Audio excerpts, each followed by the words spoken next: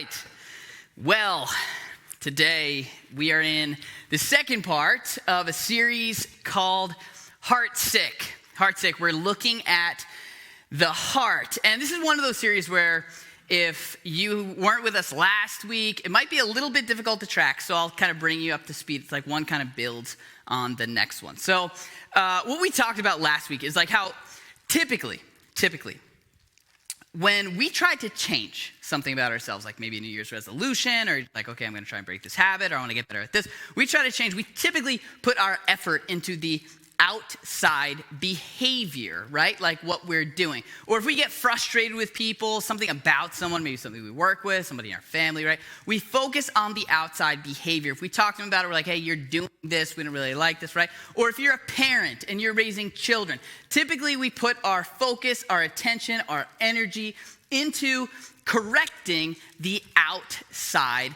behavior. And so what we're talking about here is really kind of a different way of thinking. I think personally, right, and what we read in the letters in the New Testament and the gospel stories about Jesus is like really, and what we're finding out like more and more about in the realm of psychology is that really like what happens on the outside is the product of what's going on the inside. In fact, Jesus talked about this about 2,000 years ago, and this is what we talked about last week. In the culture that he was in, there were all these people that were obsessed with outside behavior. Do this, don't do this. And if you do that, you got to change your way, right? And they're focusing on what's happening on the outside. And Jesus says, okay, hold on a second. Ready? Really, it is from within. Out of a person's heart. That's like the seat of what we think, what we believe, what we feel, what we want. Like from there, he says, that evil thoughts come. Now, in the original language, this phrase here, it's a little bit confusing in English. It's not just like you have a bad thought and like comes out. The idea is that problematic thinking, like bad ways of thinking, are set in motion. And so when you see somebody doing something that's destructive, that's hurting them, where you look at them and you're like, why are you doing that? We all knew you were going to do that. You keep doing that. Oh, right? People make the same mistakes over and over and over again. And it's like that maybe they try, maybe you try, right? And it's like, well, where is this coming from? Jesus would say, really, there's some kind of problematic way of thinking going on the inside that's coming out on the outside. And so what we said last week, like our big idea really was that outside issues are caused by inside problems. Problems on the outside are really problems on the inside. And so if we want to change, really what we have to do is address the heart. So a little story. So just like a couple days ago, it was the beginning of this week. I guess it was a couple days ago. So I'm home, right, and I'm asleep in bed. It's like 3 a.m. And something about me is like I have trouble falling asleep, but when I fall asleep, I am gone, like out. When I wake up, I'm very delirious. I don't know where I am. Sometimes I have a problem eating while I'm asleep, but that's a different story. So I'm like passed out, just totally asleep, about 3 a.m. All of a sudden, I hear this really loud siren, right? My house alarm is going off. And we have one of those Google house alarms. Now, normally, like Google is very nice and sweet, right? She gets very firm when the alarm is going off in the home. And I hear her, and there's this crazy loud siren. She's going, the front door is open. The front door is open. And so I open my eyes, right? I don't have my glasses on. I don't have my contacts in, but I just like fly out of bed. And I'm thinking about my kids. I'm thinking about my wife. I'm thinking, the front door. Like someone's coming in the front door. And so in like one motion, I just come flying out of the bed. I'm out of the room. And now my house is like a split level. So there's 3 steps to the upstairs. But once you're on those 3 steps, you can see the whole downstairs.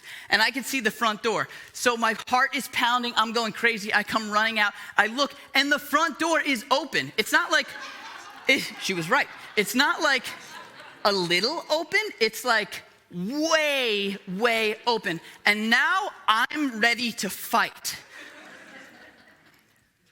And I look at the front door, and there are 2 guys in the house. And they come walking toward me. And so from the top of the steps, I jumped up, and I did this like double ninja kick. Punched them both, knocked them out, tied them up, called the police, sent them to jail. No, okay, just kidding. No, there was nobody in the house. But the front door was open. It really was open. So I'm like at the top of the stairs, just like panting, right? Like thinking that something crazy is about to happen. And my wife comes out of the bedroom, just kind of slowly creeps out with our dog, who, by the way, useless. She walks out and she goes, yeah, remember how we were having that issue with the front door? Well, if you don't deadbolt it, sometimes the wind can blow it open. So is the wind. Why am I telling you that story? Because how crazy would it be? Here's what I want you to think about. How crazy would it be if I hear that alarm, right? Google tells me the front door is open, and I just was like, forget it, right? Like, roll over. Get it later. Don't worry about it. It's fine. You'd be like, no way. Even if you don't think anybody's there, you go and you check. Why? Because when there's something in the home that shouldn't be there, my well-being and the well-being of the people who are closest to me, it's in jeopardy. Like they can experience harm if there's someone or something in the home that shouldn't be there. And last Sunday, based on everything that we spoke about, right? Jesus listed off all these really destructive, problematic behaviors, and he's like, that comes from the heart. In other words, what he's saying is like, when there's something in the heart that doesn't belong there, your well-being, and really, the well-being of the people who are closest to you, it's in jeopardy. It's in jeopardy. I mean, how many stories have you heard about people's families and relationships and stuff have been ruined because there was an issue that somebody had in the house, and so it was taken out on everybody else who lived because there was something going on the inside. And so we looked at the words of this man named Solomon, who's this ancient Jewish writer. He wrote Proverbs, and he said, all right, above all else, guard your heart. Why? Because everything you do flows from it. The kind of employee you are, the kind of boss you are, the kind of mom you are, the kind of dad you are, the kind of person you are, the kind of friend you are, it comes from the heart. And so what if we started guarding our hearts, giving attention to our hearts, paying close attention to what's going on in there, like we guarded our homes? Because there's a lot at stake. And so this week we're talking about something that creeps into the heart. A problem that creeps into the heart. It's responsible for abuse, physical and verbal abuse. It's responsible for broken relationships. It's responsible for friendships that have been torn apart. It's responsible for families that have fallen apart. It's the reason why there are certain people and certain issues that you don't bring up around certain people. It's the reason why sometimes we feel a little bit different and uncomfortable if certain people come into a room. It's the reason why sometimes people are unapproachable, unpredictable. This thing that we're talking about, it is capable of turning me into people that we don't want to be. It's capable of turning your home into a place that you don't want it to be. It's capable of turning your home into the kind of place that your kids don't want to grow up in, if you have kids. It's capable of hijacking our lives, setting our lives on fire, and causing more damage than often we realize in the early stages. What we're talking about this week is anger. Anger. Now, there are a lot of different aspects, elements of anger, but we're going to look at two sides of anger, like anger in the short term and anger in the long term. Look at some of the damage that it causes and what we can do to deal with it. So here's my question for you. Short-term anger, instantaneous anger that just like, sparks up there. Something happened, we're upset, right? Think about the last time you were angry. Anybody been angry recently? About anything, big thing, little thing, right? What's going on in the heart when we're angry? Have you thought about that? Like, what is it that you were angry about? in most cases, in fact, I would argue that in every case, when we're angry, at the heart, at the core of our anger, inside, what we're saying is, I'm not getting what I want. That's why, right? Somebody cuts you off in traffic. I didn't want that to happen. Somebody speaks to you in a way that makes you, I don't want to be spoken that way. Somebody doesn't treat you the way that you want to, you get angry. Like if you think about, really think hard and deep about the why you're angry, when you're angry, what it comes down to is that there's something that you want and you're not getting it. That's what's at the core of anger. And now, so of course, then there's this issue. Well, what if what you want is the right thing, right? And this is where we see something, a lot of people call this like righteous anger, but sometimes anger is an okay thing. Sometimes it's a good thing even. So I've got 2 little kids, 6-year-old and a 4-year-old. If somebody went after them, somebody was hurting them, you can bet that I'm gonna get angry. And I think that's anger that God would want me to have. Like he made us with the ability to get angry. Anger, it creates in us, like our bodies have reaction to anger. It creates like a fire, right? It creates energy to act and to change the thing that we feel like needs to be changed. So if somebody, there are times when we need that. When that's the right thing. Somebody's gonna hurt someone that you love, you should get angry and do something about it. In fact, the Apostle Paul, who's one of the early church leaders, he says this. He says, in your anger, do not sin. He doesn't say don't be angry. He doesn't say anger is a sin. He says, okay, there will be times when you're angry, but be careful. Why? Because anger is like fire. In fact, all the way through the Bible, if you know the Old Testament and then the New Testament, like the letters in the New Testament, the gospel, constantly when we come across this idea of anger, it is repeatedly referred to as something that burns like a fire. Now think about fire. Fire is a really good thing in the right place, at the right time, under control. But it also spreads really easily. And so maybe you've seen this before. Maybe you've been part of this before, where there's a legitimate reason to get angry. There's something where you need to step up and put your foot down and say, no, stop, right? But maybe we run over 4 or 5 people on the way over who really had nothing to do with it because the fire is burning. And so Paul would say, be angry. Okay, there is a time. There is a time for this. When what you want is justified, it's okay, but be careful. Right? Control that fire. We see Jesus gets angry several times. In the Old Testament, before Jesus came, one of the words that's constantly used to describe God is slow to anger. Slow to anger. That word in the original language, in Hebrew, it literally means long nose. Long nose. But they understood what it meant. It meant literally, if you think of anger as this burning fire, instead of the fire just erupting, it's like God, like us, being okay, to take a deep, long breath, right? To keep the heat down. And so when the want is justified, anger is appropriate. Now, I think, at least if I'm being honest, most of the time, when I get angry, it's not really because there's something I need to be fighting for, right? The thing I want that I'm not getting, it's really not worth the red hot fire energy really shouldn't be there. And in those situations, we have to stop and ask ourselves, what is it here that I want?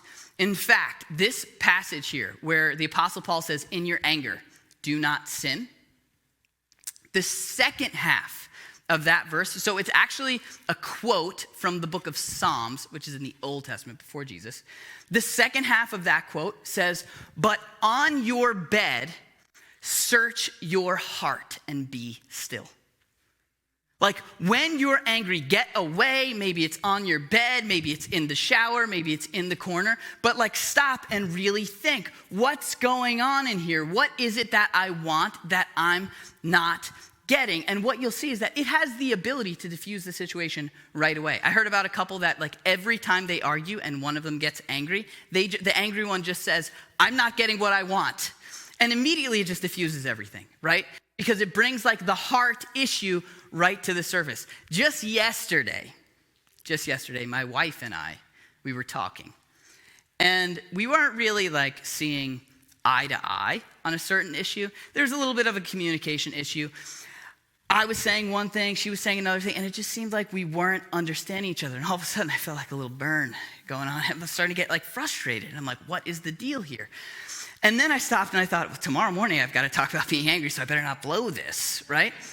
So I just like stepped away and really thought like, what is it that I want here? What is it that I want? And like in the moment when like after a deep breath, it was like, okay, you know what I want here. She had presented a problem to me and I was trying to solve the problem and I couldn't. Like none of my suggestions were working and that was starting to frustrate me. And it was like, you know what? That's really what I'm upset about here. I don't need to attack her because I can't. And all of a sudden things just like calm down. And so the question really is like, how good are we at not getting what we want? What's our capacity? What's your capacity for not getting what you want? I think you'll find that it's greater than you think when you're able to define what it is that you're not getting, that you want. And now there's a lot of things that can affect this, right? Like maybe if you're hungry or hangry. Anybody ever get hangry? Right? That's when you're hungry and angry. Or, if you're tired. Right? There's a little bit of like self-awareness here to know like, okay, my capacity to handle disappointment is not very high right now. Or maybe you just like, I don't know, like gone through a pandemic for the last year and just life stinks sometimes in different ways, right? And so that can kind of diminish our capacity to handle that, but just defining it will do wonders for us. James, who is the brother of Jesus, he's like, why are there fights and brawls among you? It's because of your desires. You're not getting what you want. That's basically what it comes down to. But here's the question. What happens, right? That's short-term anger, long-term anger. What happens when it's not just what you want? What happens when it's something that you deserve? Something that you should have, and it's not given to you. It's taken from you, right? Maybe it's an opportunity. Maybe it's something you feel like you should have grown up with, right? But we're talking like big things, deep wounds, huge losses. When somebody comes along and they take something that you should have had, it's not just I'm not getting what I want, it's something has been taken from me. The Apostle Paul, he says, in your anger, do not sin. And right after that, he says, do not let the sun go down while you're still angry. In other words, if you're not getting what you want in that moment, don't let your like unfulfilled desire turn into an unpaid debt. Right? Like when it's not just what I want, but it's something I should have and it's not given to me, then it's not just a desire that's not met, it's now a debt.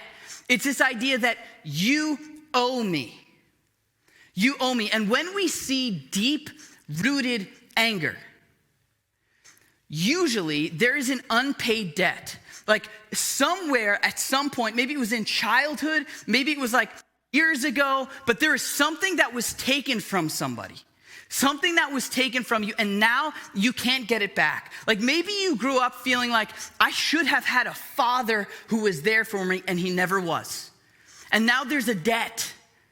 Like that was taken from me. I should have had a supportive mother in the home, but she was never there. And now there's an unpaid debt. You took my innocence from me. You took my purity from me. And now you owe me. You owe me. If you think about the language that we use when we talk about stuff like this, it's all debt language, right? Like, he did this to me and now I'm paying the price. I want payback. You've got to make it up to me somehow. It's debtor language. And what happens is when there's an unpaid debt, when it's not simply I'm not getting what I want, but you took what I deserve, anger like sinks deep into the heart. It takes root And this is why we see people who are like angry people.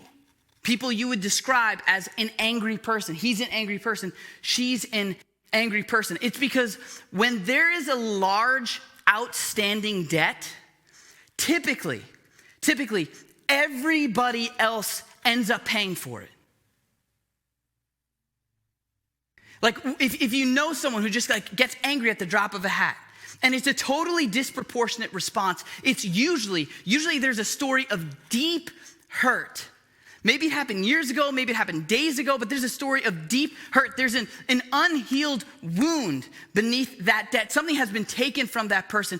And you know what happens when something's been taken from someone? If you take something big from me, I become that much more protective and defensive over what remains. And so we become angry people. I remember like when I was growing up, I don't remember all the details of the situation, but I have an older sister. She's 3 years older, and I have a younger brother, 5 years younger, so I'm the middle child. And I remember like one time, again, I don't remember where I was, but I had a Chipwich, right? Anybody know Chipwich? Best idea ever. It's like ice cream sandwich, but with cookies on top. Gotta get a Chipwich. So I had one, and I'm like really excited about it. My sister comes over. She's like, hey, older sister's like, hey, can I have a bite of your Chipwich? I was like, okay. So I give it to her. And she looks at me. She gives me this like devious smile. I was like, ha, and takes an enormous bite and basically eats like half of the Chipwich. And I'm like, that was mine. I was trying to be a little nice, and you totally took advantage of my kindness. You owe me, right? Like you took that from me. And I feel like something that was rightfully in my possession was now yanked away from me. So what happens next? Well, little bro comes like walking up next to me, and he's like, hey, can I have a bite? And what do? I'm like, no way, get your own, right? And just like totally try to get rid of him. Why?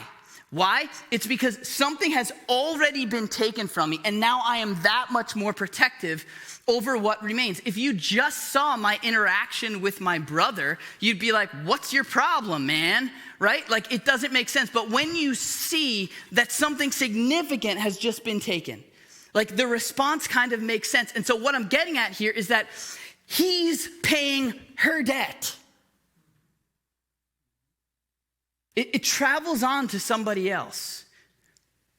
Like if you're driving and you see somebody like get cut off, and the person pulls over and like gets out of the car with a baseball bat, and it's a totally disproportionate response, and you're like, what's this guy's problem, right? It's that guy just lost half his Chipwich. It might have been like years ago.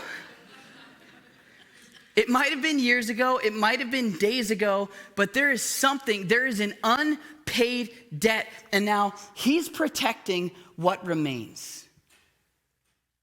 That's what happens when anger takes root in our hearts, and other people end up paying. I've been hurt once, I'm not going to be hurt again, so get away. We get defensive and protective. So, I have an anger problem. Who's going to pay? My wife. My kids, the people I work with, your husband, your boss, your relatives, your friends. And they know, like, oh, just you got to be careful. Sometimes there's just a disproportionate response. Don't get on his bad side.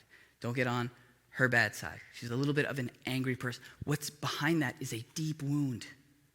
It's an unpaid debt they feel like they're owed, and so they're not letting anybody else in. And that fire, which like maybe started hot and then went down to like a simmer, is ready to go up, flare up. Let's notice.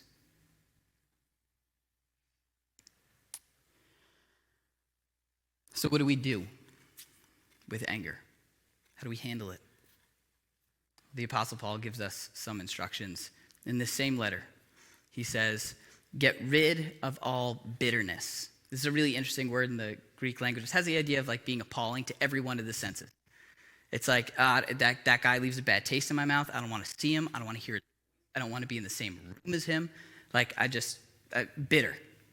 Just overall makes me feel really bad. It says get rid of bitterness, get rid of rage and anger. Rage, the flare-ups in a moment. Anger, this word for anger has the idea of retribution, like getting back. Like I'm gonna hurt you like you hurt me. He goes on, he says, brawling and slander. This is a physical expression of anger. This is a verbal expression of anger.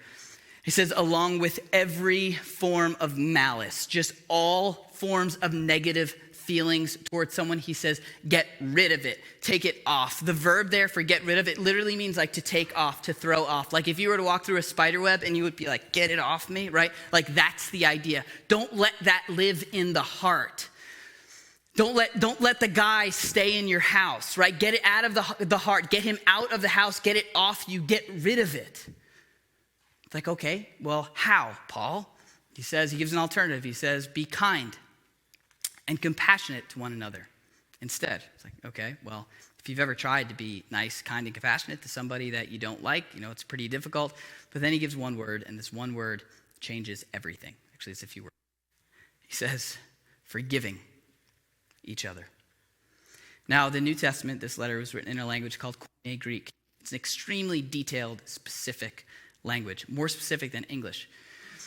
And the form of this word, forgiving, indicates to us that this is the means by which we're able to do everything that came before it. How do you throw it off? How do you get rid of it? You get rid of it by forgiving one another. Now, if you're somebody who struggles with bitterness and anger and rage and brawling and slander, the last thing you want to hear is forgive. Why? Because it feels like this person has already taken so much from me. They already owe me so much. I don't want to give them anymore. It feels like we're doing them a favor by forgiving them. But what we need to understand, I think one of the hugest misconceptions when it comes to forgiveness is that forgiveness is not forgetting. Forgiveness is not forgetting. If you let's say I trust you with my kids. I'm like, hey, can you watch my kids, right? And you hurt them intentionally. I don't know how, but somehow you hurt them, right? I'd like to think I'm going to forgive you. I would also hope that my kids would forgive you. But I'm not going to let you watch them again, right? That would be dumb. That would be a bad parenting decision. There is a difference between forgiving somebody and trusting. Trust can be lost. Trust needs to be earned. Forgiveness does not. Forgiveness is not forgetting. Forgiveness is not making light of what you've had to pay because of what they did to you. It's not pretending it didn't happen. Forgiveness doesn't mean that it didn't happen. In fact, it's the opposite. There are two words for the word forgive. There's two of them in the original language. One means to let go, literally release. The other one, the one that's used here, it's tied to the word grace. It literally means to give you what I paid for. In other words, what you did to me cost me a ton. Because of you, I wanted a happy family.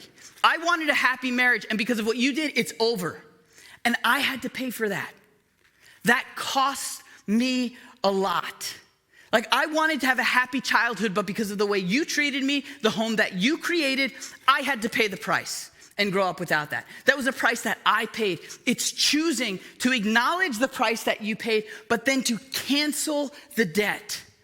To decide, yes, that came at a great price to me, but I am not gonna hold it against you. I'm not gonna try and force you to pay it back. A lot of times we have trouble with forgiveness because we think forgiveness means just pretend it didn't happen. There's this extremely painful thing that happened to you at some point in your life, and it's just okay, well, no, forget about it. You can't do that. You can't do that. You have to acknowledge the price that you paid. This is why, especially with forgiveness, counseling can be such a really good thing. If you're somebody who really deeply struggles with anger, there is probably a deep-rooted unpaid debt you feel like someone owes you. And so the best thing you can do is sit down with someone who will, one, help you define who it is you feel like owes you.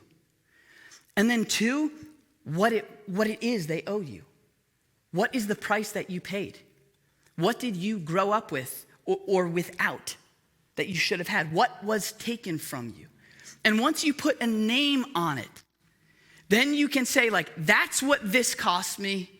That's what I paid for, and that's the debt that I'm canceling. Now, I know, like, if you struggle with this, the last thing that you want to hear is to forgive, right? Like, you've already given so much. Why would you want to do this? Like, it's not my job. I don't want to have to forgive this person. They don't deserve my forgiveness. And you're absolutely right. They don't. They don't deserve your forgiveness. The whole idea of it is that they wronged you. But they are not the one paying for you not forgiving them, right? It's not like you can get back at them by holding this against them, like by demanding repayment. And in 99% of the cases, they can't pay you back even if they wanted to. And so you live with the consequences, with the deep-rooted anger because you feel like someone's been taken from you. There is a large outstanding debt, and everybody else around you has to pay. The question is not like, should I forgive? The question is, how much longer do I want to pay the price for my unwillingness to forgive this person? I heard a story just this week about a woman who, like, was really, really struggling. And in her vulnerability, she went to a counselor. And when she got there, the counselor took advantage of her, like, against her will. She ended up pregnant because of this one day, this one night, this one counselor that she trusted. She had a child, had to raise this child on her own. And at some point, somebody presented this idea of forgiveness to her. She's like, are you kidding me? Do you realize the price that I'm paying? There is no way I am canceling that debt. She carried it with her for years until eventually, at some point, she decided it was over. She was done with it. She didn't want to be angry. She didn't want to, like, let her blood boil every time she thought about this situation. She didn't want to live with the hate, the anger that was spilling out of her in all these other ways. And so she decided, I'm going to cancel the debt. And every time it comes to mind, I'm going to remind myself that it has been canceled over and over and over again. And when she finally did it, like, afterwards, she went and she sat down with the pastor and she said, you have no idea. You have no idea what that lack of forgiveness had been doing to me for years. She said, I never realized it until after I forgave this guy, but for years, I was unwilling to trust a man because I was unwilling to forgive this man. And so I lived alone and raised my child on my own and just totally shut myself off to anybody else who tried to come near because I had been hurt, because there was a debt. And the moment I canceled the debt, I was freed from the emotional attachment to what had been taken from me. Like, she realized that her forgiveness allowed the wound to heal. The question is not like, should we forgive the other person? The question really is, how much longer do we want to pay? And how much longer do we want the people in our lives, the kids in our lives, our loved ones, our roommates, our relatives, our spouses, how much longer do we want them to have to pay for the debt that we're carrying that's spilling over into their lives? And so if you're somebody who doesn't believe in God, right, I think this can help you. Forgiveness. I think it can really help with your anger. But if you're somebody who has accepted the forgiveness that God has offered us, then I think this is really like the thing that changes everything. In this verse, Paul says, forgive each other just as in Christ God forgave you. You know, what's interesting is, like, almost every time we read that we have been forgiven, right? Almost every time it mentions this phrase, in Christ, or something Jesus has done. Do you know what he's doing there? He's recognizing the price that it cost him.